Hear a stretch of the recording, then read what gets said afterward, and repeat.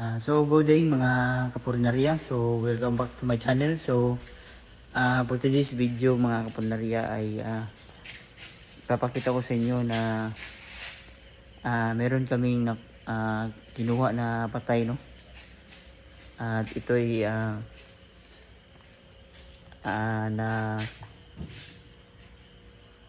nabanggaan po ng truck. So hindi ko na videohan yung actual na pagpunta namin doon kasi nag-drive ako at gabi.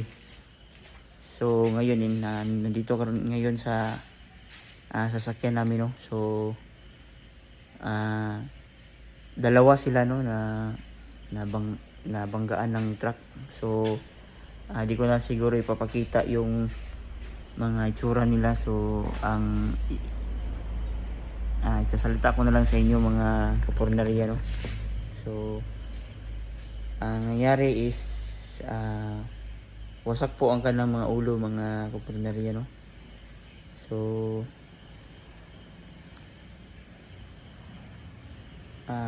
kawawa po yung mga itsura nila mga kapulinarya kasi ang damage po nila dito po sa ulo po, ano. So siguro tingnan natin kung siguro mga part lang siguro ng kanilang katawan ang ipapakita ko sa inyo mga kapulinarya kasi maselan yung sitwasyon ng mga kapulinarya.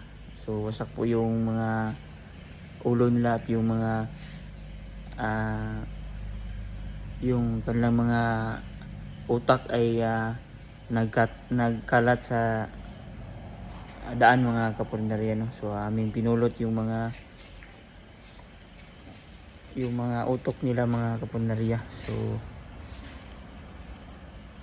yun yung sitwasyon ng ating nakuha ng mga kadabir mga kapulinarya, no. So time check mga kapulinarya is nasa 12 magwawa na mga kapulinarya. So tinawagan kami na pakuha yung patay. So dalawa sila, no, nagmotor sila at sabi doon ay parang na hit and run siguro sila ng truck kasi wala namang truck na namin nakita doon. Yung body na lang nila at saka yung motor nila.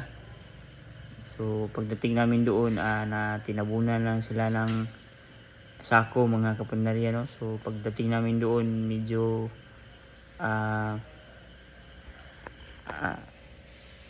medyo malangsa na po mga kapulinarya, no, ang daan kasi yung mga utak nila mga kapulinarya ay nagkalat na sa daan kasi parang nakaladkad sila ng truck mga kapulinarya. So tingnan natin kung pwede ba ipapakita ito, no. So kasi kawawa yung itsura nila. Kung hindi man, so ito na lang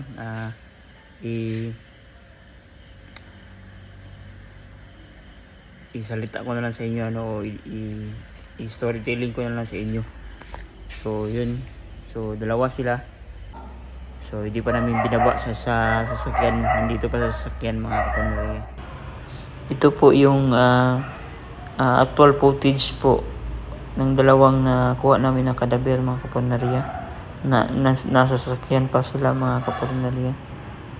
So update po tayo mga kapulinarya, no, sa yung nakuha namin na bangga ng truck mga kapulinarya. So ang nangyari po ay kinuha po siya or tinransfer po siya sa ibang pulinarya mga kapulinarya, no. So pinull out po siya dito sa amin at kasi yung nakabangga ay siya yung magbabayad at na desisyonan nila na sa kabilang funeral po nila dalhin, no. So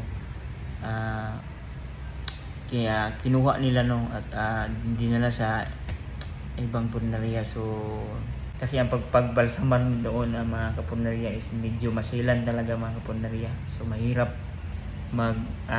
mag-ayos noon no ng sa basta sa parting muka ng mga kapuneriya. So although kaya naman no nagawin ng paraan, pero yun nga sa lahat ng pagbabalsamar, isa yun sa mga mahihirap na pagbalsamar mga kapuneriya.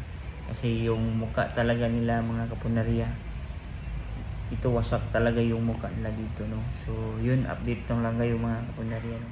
So ang nangyari pala noon mga kapuneriya, yung dalawang nakuha natin na kadaver, ang nangyari pala noon ay nag-overtake sila sa truck mga kapuneriya. Pagkatapos pag-overtake nila, nawalan ng control yung driver at yung mga ulo nila ay dumiretso doon sa gulong ng truck mga kapuneriya. Kaya sila ang kanilang mga ulo ay nagulungan ng gulong mga kapuneriya.